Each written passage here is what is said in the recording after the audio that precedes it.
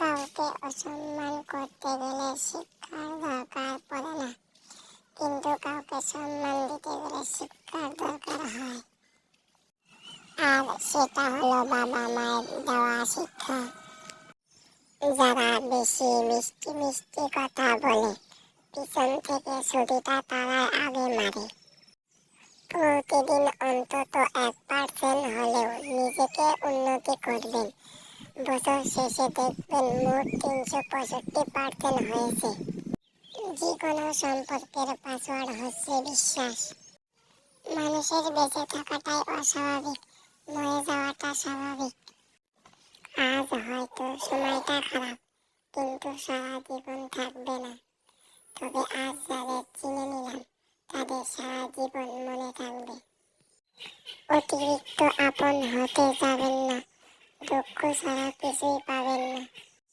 রব সবাইকে সব কিছু দেয় না। হয় কাউকে দিয়ে পরীক্ষা ফেলেন, নয় কাউকে না দিয়ে ধৈর্যের পরীক্ষা নেন। জোর করে কোনো কিছুই পাওয়া যায় না। ভাগ্য থাকলে কেউ কেড়ে নিতে পারবে না।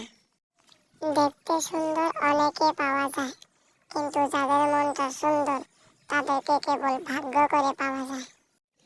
যে তোমাকে অবহেলা করবে তাকে ধন্যবাদ দিয়ে দূরে সরে যাও, কারণ তার অবহেলার কারণেই হয়তো তোমার জীবনে হবে উন্নতি।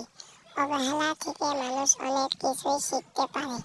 অবহেলায় মানুষের জ্ঞান শক্তি বৃদ্ধি হয়। অবহেলা মানুষের ঘুমন্ত মস্তিষ্ককে জাগ্রত করে দেয়। কাউকে যতই কাছ থেকে চেনো না কেন, মন খুলে সব কথা কখনোই বলে না। মনে রেখো, এই যুগে বিশ্বাসের মর্যাদা কেউ রাখে না।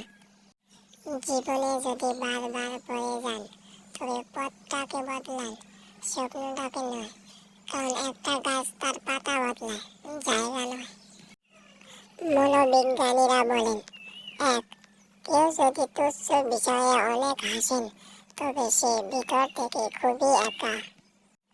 2. যদি কেউ অতিরিক্ত ঘুমায়, তাহলে সে অসুখী। 3. যদি কেউ কম কথা বলে, কিন্তু যেটুকু বলে খুব দ্রুত বলে, তাহলে সে কিছু গোপন করছে। 4. যে কাঁদতে পারে না, সে দুর্বল প্রকৃতির। 5.